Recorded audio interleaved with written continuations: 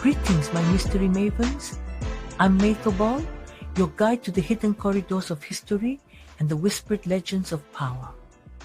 Welcome back to my blog, where history meets attitude and wonder knows no bounds. Today we dive into the mystery of Jupiter. We thought we knew Jupiter, a gas giant, a failed star. Then Juno looked closer, and the sky cracked open beneath the storms. There was no sharp boundary, no jewel at the center, just a slow, silent dance of metals, water, and ice, melting into the hydrogen sea, forming a heart that never hardened. It didn't break, it became. And that blur? It's still breathing, still warm, still raining helium in the dark. Jupiter's heart isn't dead, it's dreaming. And it's teaching us how to dream bigger. To help us unravel this phenomena, I've brought along the brilliant Brian. So grab your coffee, fasten your seatbelts, and get ready for some serious celestial wisdom. Brian, the floor is yours. Thanks, May. You always set the stage beautifully. Now, let's explore how these developments will reshape our understanding and what they mean for the future of human innovation.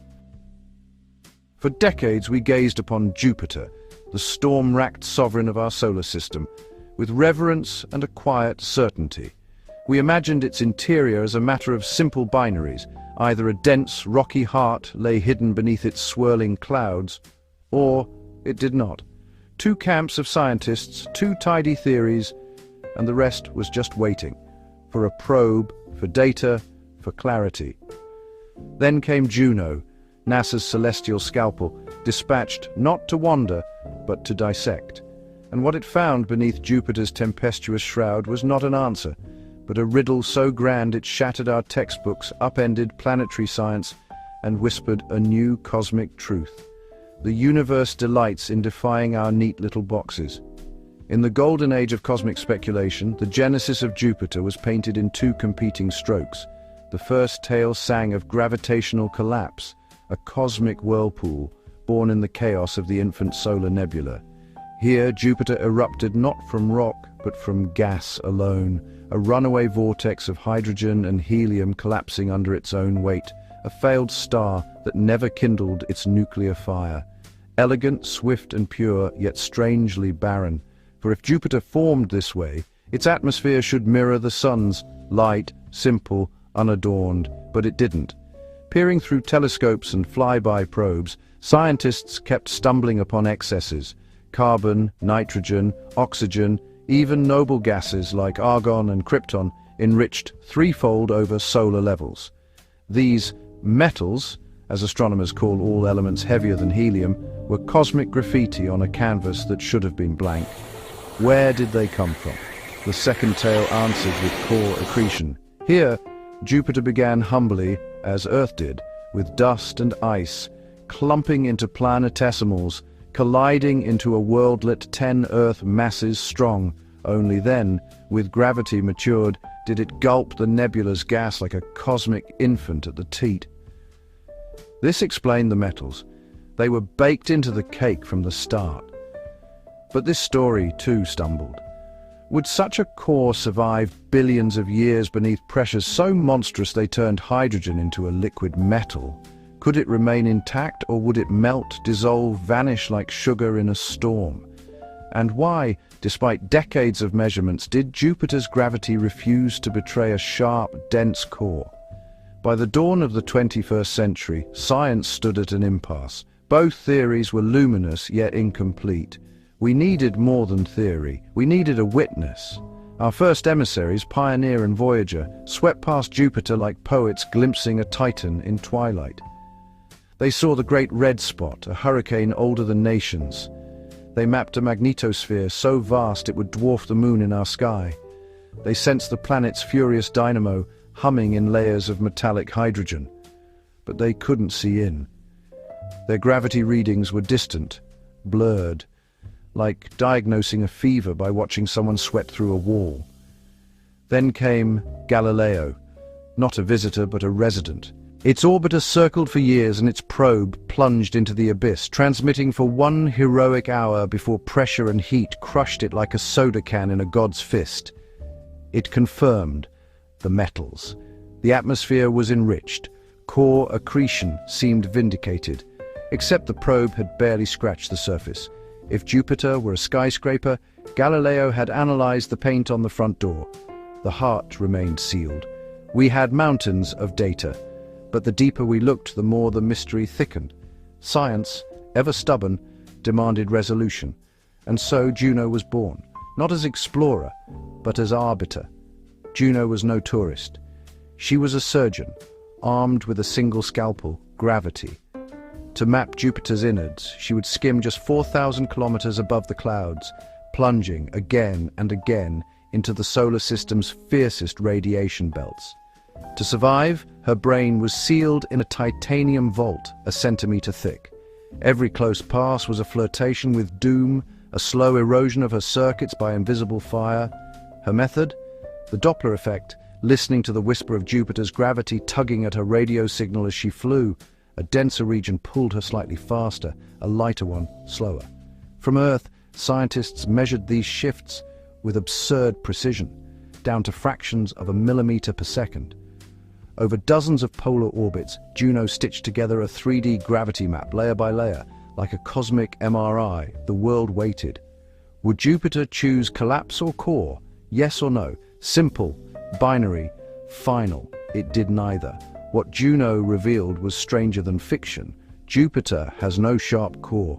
Instead, it possesses a fuzzy, diluted, diffuse heart, a region where heavy elements don't clump but blend, smeared across nearly half the planet's radius, like sugar stirred incompletely into coffee. No clean boundary, no distinct seed, just a vast, gradual gradient, densest at the center, fading outward into pure hydrogen-helium. This wasn't compromise, it was revolution. The discovery defied differentiation, the cosmic principle that heavy sinks, light rises. Iron sank to Earth's core. Why hadn't rock done the same in Jupiter? Either differentiation never finished, or something prevented it.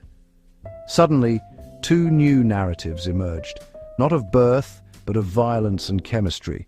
Perhaps Jupiter did start with a core, until a protoplanet, 10 or 20 Earth masses strong, slammed into it at cosmic speeds. The impact would have been apocalyptic, trillions of hydrogen bombs detonating at once, shattering the core, vaporizing rock and ice, and blasting it into the metallic hydrogen ocean.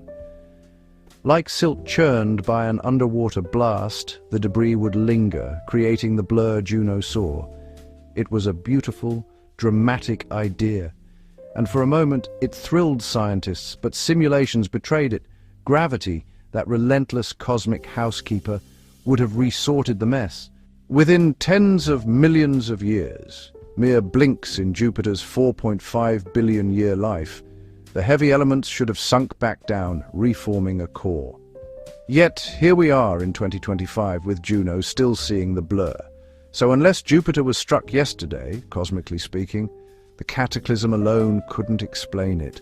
The truth, it seemed, lay not in destruction, but in creation itself. What if Jupiter's core didn't break, it dissolved? Deep inside, pressures exceed 1 million Earth atmospheres. Temperatures rival the sun's surface. Here, hydrogen ceases to be gas or liquid, it becomes metallic. A seething, electrically conductive ocean where electrons roam free. Into this crucible fall icy planetesimals. But they don't sink like stones. They melt, they vaporize, and crucially, they dissolve. Think not of stacking bricks, but of brewing an alloy. Copper and tin don't just sit together, they merge into bronze. Similarly, silicates and ices may have blended into Jupiter's metallic hydrogen, forming a gradient that resisted full separation.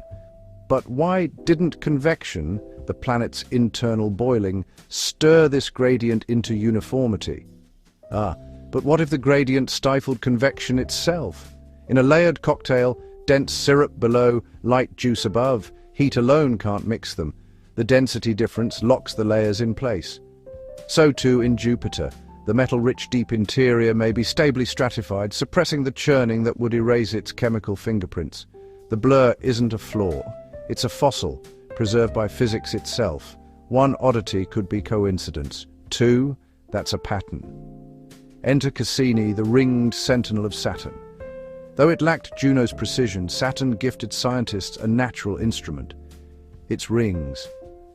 These icy particles act as a seismograph, trembling in response to gravitational ripples from Saturn's vibrating interior, a field called chronoseismology. Analyzing ring waves like tea leaves, scientists reconstructed Saturn's guts.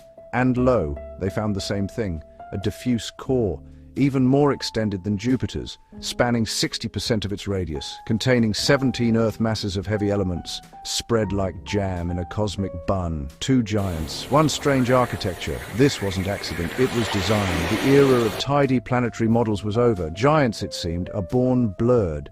If the core surprised us, the magnetic field baffled us. Jupiter's magnetosphere is a leviathan 20,000 times Earth's, stretching to Saturn's orbit. We expected a clean dipolar field, aligned with its spin. What Juno found was chaos, lopsided, patchy, with a bizarre, great blue spot near the equator. An intense magnetic anomaly no model predicted. Could the fuzzy core explain it? At first, hope flared. Maybe heavy elements altered conductivity, warping the dynamo. But simulations said no. A stable, non-convective core dampened the very motions needed to generate such complexity. So, scientists turned to another exotic process: helium rain. Deep in Jupiter, helium may separate from hydrogen like oil from water, condensing into droplets that rain downward through the metallic sea. This rain releases gravitational energy, heat that keeps Jupiter anomalously warm. It radiates nearly twice the energy it receives from the sun. And crucially, this rain may create multiple dynamo zones, some convective, some stagnant, some layered. A patchwork engine for a patchwork field. The great blue spot, perhaps a window into a local helium storm. Thus, three mysteries: blurred core, excess heat, chaotic magnetism, intertwine in a single, elegant dance of phase separation and stratification. This revelation rippled beyond our solar system. For decades, exoplanet scientists modeled gas giants using Jupiter's textbook compact core, gaseous envelope. But now they faced a crisis. Their template was wrong, especially for hot Jupiters, giant planets scorching close to their stars, inexplicably inflated beyond predicted sizes. Old models couldn't explain their puffiness. But with blurred cores, a new idea emerged. Suppressed convection traps, heat. The planet cools slowly, stays bloated for billions of years. Suddenly, the anomaly made sense. We can no longer assume simplicity in alien worlds. The universe favors gradients, mixtures, blurred boundaries. Juno didn't just study Jupiter, she gave us new eyes for 1,000 distant giants. At its heart, Jupiter is not just a planet. It's a physics lab operating at conditions we can barely mimic on Earth. In its depths, matter behaves in ways quantum mechanics only whispers of. Water, methane, rock, all disintegrate into atoms swimming in metallic hydrogen. Solubility, conductivity, viscosity, all rewritten by pressure's tyrannical hand. The blurred core is a challenge to fundamental science. It forces us to ask, how does matter behave when crushed beyond imagination? Every gravity measurement from Juno is a data point in humanity's quest to understand matter itself. Juno's mission nears its end. In September 2025, she will plunge into Jupiter's clouds, burning like a meteor, her sacrifice ensuring Europa's icy ocean remains uncontaminated. But her legacy is immortal. She taught us that the cosmos resists simple answers, that the most profound truths hide not in binaries, but in gradients, that even kings of planets can have soft, blurred hearts. And she left us not with closure, but with better questions. Is Jupiter's core still dissolving? Is helium still reigning in the dark? does the magnetic chaos hold the key to its thermal soul. Science thrives not on finality, but on mystery, and Jupiter, ancient, storm-racked, enigmatic, remains the greatest teacher of all. The universe doesn't give answers, it gives riddles, and riddles are the soul of wonder. And there you have it, my lovers of the labyrinth. Remember, every challenge is just a stepping stone to greatness. If you enjoyed this episode, don't forget to hit that like button, subscribe so we can keep exploring together, and drop a comment to share your thoughts. Until next time, stay curious, stay bold, and keep chasing those dreams.